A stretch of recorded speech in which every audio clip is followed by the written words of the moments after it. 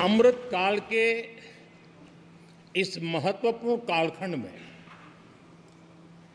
दूसरी बार इस पद पर विराजमान होना बहुत बड़ा दायित्व आपको मिला है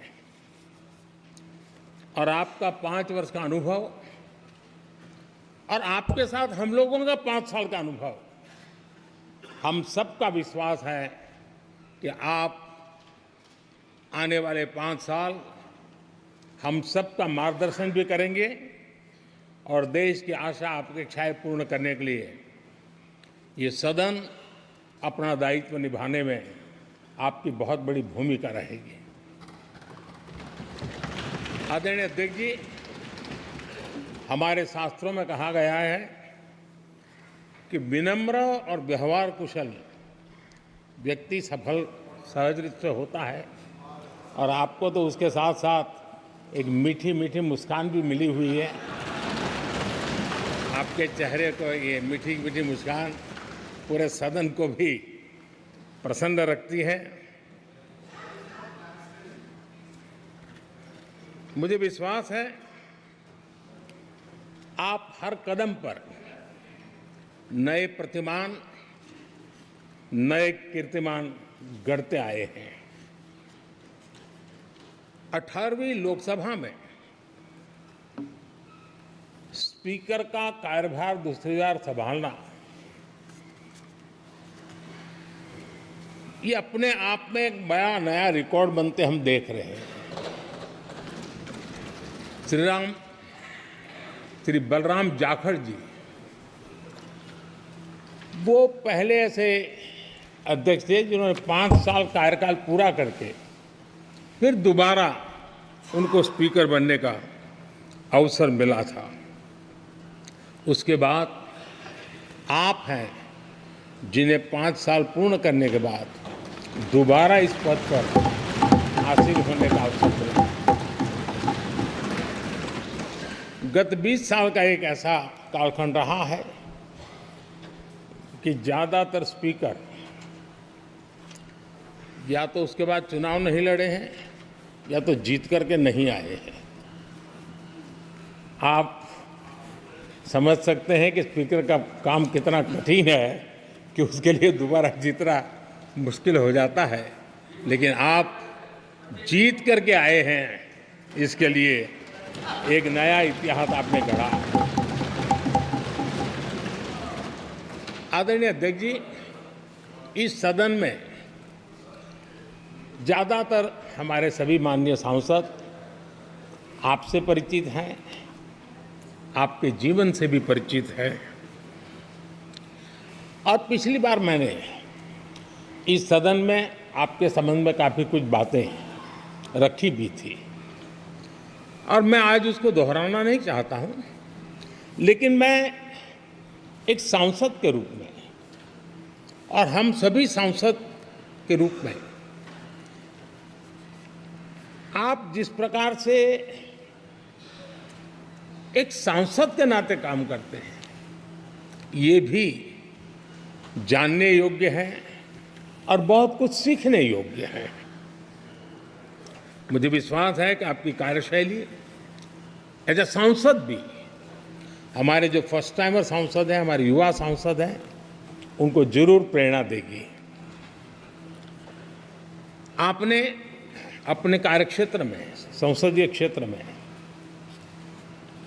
स्वस्थ मां और स्वस्थ शिशु एक कमिटमेंट के साथ जो अभियान चलाया है और सुपोषित मां, इस अभियान को आपने जिस प्रकार से अपने क्षेत्र में प्राथमिकता देकर के खुद को इन्वॉल्व करके किया है, वो वाकई प्रेरक है। आपने कोटा के ग्रामीण क्षेत्रों में हॉस्पिटल ऑन व्हील्स, ये भी एक मानव सेवा का उत्तम काम जो राजनीतिक कामों के सिवाय करने वाले कामों में आपने चुना है, वो भी अपने आप में गांव-गांव लोगों को स्वास्थ्य सेवाएं पहुंचाने में मदद कर रहा है। आप नियमित रूप से गरीबों को कपड़े, कंबल, मौसम के अनुसार छाता की जरूरत है, छाता, जूते, ऐसी अनेक सुविधाएं समाज के आखिरी तबके के जो लोग हैं उनको खोज करके पहुंचाते हैं। खेलों में प्रोत्साहन देना आपके क्षेत्र के युवकों में ये आपने एक प्राथमिकता के रूप से काम उठाया है। आपके पिछले कार्यकाल में 17वीं लोकसभा में मैं कहता हूं कि संसदीय इतिहास का वो स्वर्णिम कालखंड रहा है। आपकी अध्यक्षता में संसद में जो ऐतिहासिक निर्णय हुए हैं, आपकी अध्यक्षता में सदन के माध्यम से जो सुधार हुए हैं,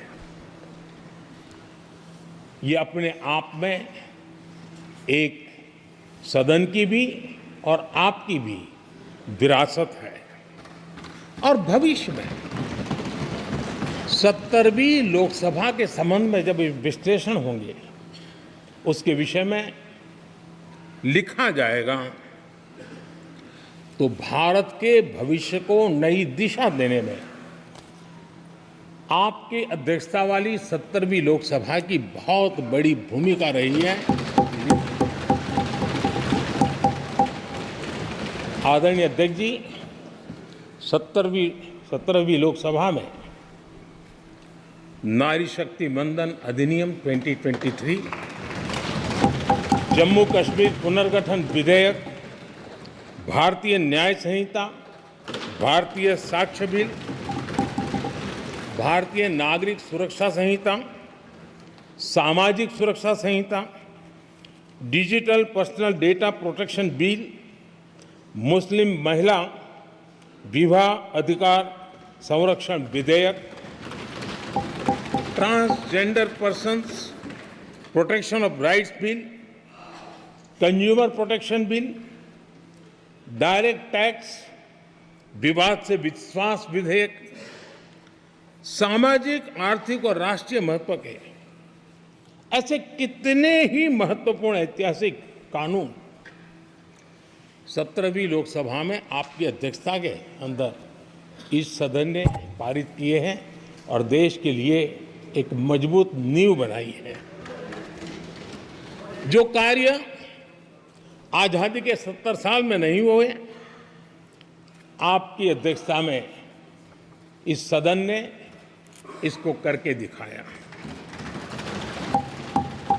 आदरणीय अध्यक्ष जी, लोकतंत्र की लंबी यात्रा में कई पड़ाव आते हैं। कुछ अवसर ऐसे होते हैं जब हमें कीर्तिमान स्थापित करने का सौभाग्य मिलता है। 17वीं लोकसभा में उपलब्धियां, मुझे पूरा विश्वास है देश आज भी और भविष्य में उसका गौरव करेगा। आज देश अपनी आकांक्षाओं की पूर्ति के लिए भारत को आधुनिक बनाने की दिशा में जब हर तरह से प्रयास हो रहे हैं, मैं मानता हूं कि ये नया संसद भवन भी अमृतकाल के भविष्य को लिखने का काम करेगा और वो भी आपकी अध्यक्षता और आचरण हमारे देशवासियों के मन में लोकतंत्र के प्रति जो उनकी निष्ठा है उसको और अधिक मजबूत बनाता है। आपके मार्गदर्शन में 17वीं लोकसभा, उसकी प्रोडक्टिविटी 25 साल के हाईएस्ट लेवल पर 97% रही और इसके लिए सब माननीय सदस्य तो अभिनंदन के अधिकारी हैं, लेकिन आप विशेष अभिनंदन के अधिकारी हैं। कोरोना जैसे मुश्किल कालखंड में आपने हर सांसद से व्यक्तिगत फोन पर बात करके उनका हाल पूछा। कहीं किसी सांसद की बीमारी की खबर आई तो आपने सदन के अध्यक्ष के नाते व्यक्तिगत रूप से उसकी चिंता की, और वो सभी दल के सांसदों से जब मुझे सुनने को मिलता था, मुझे बड़ा गर्व होता था कि जैसे आप इस सदन के परिवार के मुखिया के रूप में उस कोरोना कालखंड में भी व्यक्तिगत चिंता करते थे। कोरोना काल में भी आपने सदन का काम रुकने नहीं दिया। सांसदों ने भी आपके हर सुझाव को सर आंखों पे चढ़ाया। किसी को ऊपर बैठने के लिए कहा तो वो वहां जाके बैठा, किसी को दूसरे जगह पे जाकर बैठने के लिए कहा तो वो भी बैठा, लेकिन देश के काम को किसी ने रुकने नहीं दिया। लेकिन आपने ये जो फैसले किए उसका परिणाम है कि हम उस कठिन कालखंड में भी कार्य कर पाए। और ये खुशी की बात है कि कोरोना काल में सदन ने 170% प्रोडक्टिविटी, ये अपने आप में दुनिया के लिए एक बहुत बड़ी खबर है। आदरणीय अध्यक्ष जी,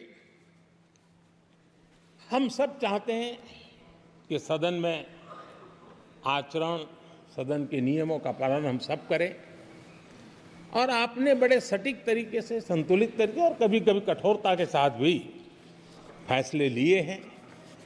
मैं जानता हूं कि ऐसे निर्णय आपको पीड़ा भी देते हैं, लेकिन सदन की गरिमा और व्यक्तिगत पीड़ा के में आपने सदन की गरिमा को पसंद किया और सदन की परंपरा को बनाने का प्रयास किया। ये साहसपूर्ण काम के लिए भी आदरणीय अध्यक्ष जी, आप अभिनंदन के अधिकारी हैं।